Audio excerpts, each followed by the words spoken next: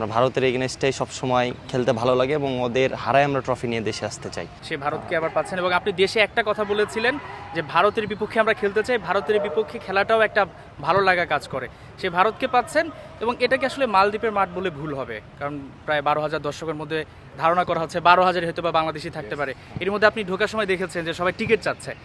So মনে হচ্ছে নিজের ঘরে খেলছেন এবং ভারতকে এখানে হারাতে পারলে তো দ্বিগুণ ভালো লাগা কাজ করবে।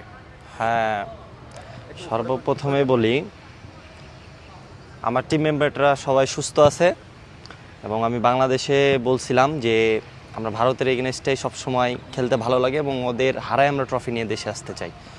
তো সেই ঐতিহাসিক মুহূর্তটা আমাদের সামনে আসছে। কালকে আমাদের একটা ফাইনাল আছে, বলা যায় ডু অর ডাই। সো আমরা প্রস্তুত। আমি আগেই কোনো কিছু বলতে চাই না, আমি ট্রফির পরে সব কিছু বলবো। তো এতটুকুই আপনাদের কাছে বলতেছি, দেশবাসীর কাছে আমার বলা, আপনারা আমাদের জন্য জাস্ট দোয়াটা করেন। ইনশাল্লাহ কালকে একটা ঐতিহাসিক একটা ফাইনালের সম্মুখীন আমরা হতে যাচ্ছি। Gold's Gym across 30 plus countries. With over 700 plus locations worldwide. Train anywhere, belong everywhere. এখানে যারা প্রবাসী বাংলাদেশি রয়েছেন, অনেকে হয়তো বা খেলাটা দেখতে পারবেন না, তাদের উদ্দেশ্যে কি বলবেন? তারা আপনাদের প্র্যাকটিসটা দেখার জন্য অনেকে এসেছেন। এই যে একটা পরিবর্তন, যে প্র্যাকটিস দেখার জন্য আমরা দেখি ঢাকা স্টেডিয়ামে সিনিয়র টিমের ক্ষেত্রেও সেটা হয়, অনেকে এমনও বলেছেন যে টিকিট দেওয়া হোক প্রয়োজনে। এই যে ফুটবলের একটা পরিবর্তন হচ্ছে, সো এটা তো আপনারও ভালো লাগছে যে পরবর্তী প্রজন্মের জন্য এটা একটা ভালো নিউজ যে ফুটবলটা এখন সবাই অনুসরণ করছে দেশে দেশের বাইরে। হ্যাঁ, এখানে আসলে বলতে গেলে আমি এখানে নিজের মাটি মনে করতেছি, কারণ এখানে অসম্ভব প্রবাসী ভাইরা আছে, সবাই আমাদেরকে সাপোর্ট করে। তো আমি চাচ্ছি কালকেও তারা আসবেন এবং আমাদেরকে সাপোর্ট করবেন। ফাইনাল ম্যাচে আরও দ্বিগুণ দর্শক হবে, আমি আশাবাদী।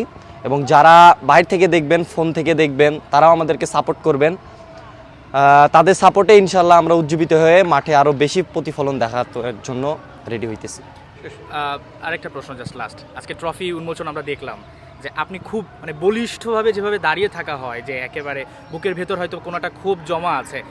ভারত দেখে কি ব্যাপারটা কি এরকম, অন্য কোনো একটা ব্যাপার এই ফুটবলের মাধ্যমে একটা দাঁত ভাঙা জবাব দেওয়ার কি একটা বিষয় থাকে কিনা? হ্যাঁ, আপনারা জানেন বিগত দিনে 23 সাল, 24 সাল, 25 সাল প্রতিবারই আমরা ফাইনাল খেলছি, এই ভারতের কাছে আমরা লুজ করছি। তো অবশ্যই প্রতিপক্ষ যখন ভারত হয় তখন আমাদের ভিতরে একটু অন্য কিছু কাজ করে। আমরা মনে করি তারা আমাদের চিরপ্রতিদ্বন্দ্বী সবসময়।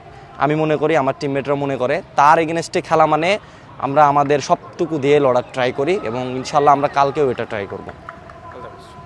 আরও প্রশ্ন আছে, ঠিক কী মনে হচ্ছে ও ধরছে? হ্যাঁ, সব কিছু মিলিয়ে দলের এনভায়রনমেন্ট এবং প্রতিটা ফুটবলার তারা কতটা ডিটারমাইন্ড অ্যাজ এ ক্যাপ্টেন, আপনি ফাইনালটাকে নিয়ে তাদেরকে কী বার্তা দিয়েছেন? আমার বয়েস সব সময়ের জন্যই রেডি। তারা শুধু ফাইনাল দেখে রেডি এমনটা না, তারা প্রথম ম্যাচ থেকে রেডি। আমি তাদেরকে একটাই কথা বলছি, আমরা এখানে আসছি দেশের হয়ে খেলতে। এখানে প্রবাসীরা আসছে, আমার দেশি প্লেয়াররা আছে, সবাই মিলে একটাই সবসময় একটা কথা বলছি, আমরা একটা দেশ, বাংলাদেশ। সো বাংলাদেশকে আমরা যখন রিপ্রেজেন্ট করি, আমার বুকের উপরে যখন আমার ফ্ল্যাগ থাকে, তখন অবশ্যই আমার দেশের প্রতি মর্যাদাটা নিয়ে আমি সম্পূর্ণ করে খেলতে নামি। তো আমার সবাইকে বলছি আমরা দেশের জন্য এক হয়ে লড়বো, ইনশাল্লাহ আমরা লড়তেছি। যে কথা আপনি বললেন বুকে ফ্ল্যাগ নিয়ে খেলেন, এই বুকে ফ্ল্যাগ থাকার বিষয়টা কিন্তু অন্যরকম একটা স্পিরিট কাজ করে। সেক্ষেত্রে ভারত, যারা কিনা আপনারা গ্রুপ পর্বে পেয়েছেন, ড্র হয়েছে ম্যাচটা, তারপর সেমিফাইনালে কিন্তু তারা বড় ব্যবধানে জিতেছে তাদের প্রতিপক্ষ ভুটানের সঙ্গে, ভিডিও অ্যানালাইসিস, কোচের বার্তা, সব কিছু মিলিয়ে ওদের উইক পয়েন্টগুলো কী কী অ্যাজ এ ক্যাপ্টেন আপনার কাছে মনে হয়? ভারতের সাথে আমরা ম্যাচ খেলছি, ভারত 5 গোলে জিতলো কি 10 গোলে জিতলো সেটা ভুটানের সাথে জিতছে, ওরা বাংলাদেশের সাথে খেলে নাই। তো বাংলাদেশের সাথে খেললে তারা অবশ্যই চিন্তাভাবনা করেই খেলবে। আপনারা গ্রুপ পর্বের ম্যাচ দেখছেন, তো সবটুকু মিলে সব কিছু এখানে চলতেছে, ভিডিও অ্যানালাইসিস হয়েছে, কোচের ট্যাকটিক্স আছে, সব কিছু মিলায় ওভারঅল আমরা রেডি। কালকের জন্য বলা যায় আমরা রেডি।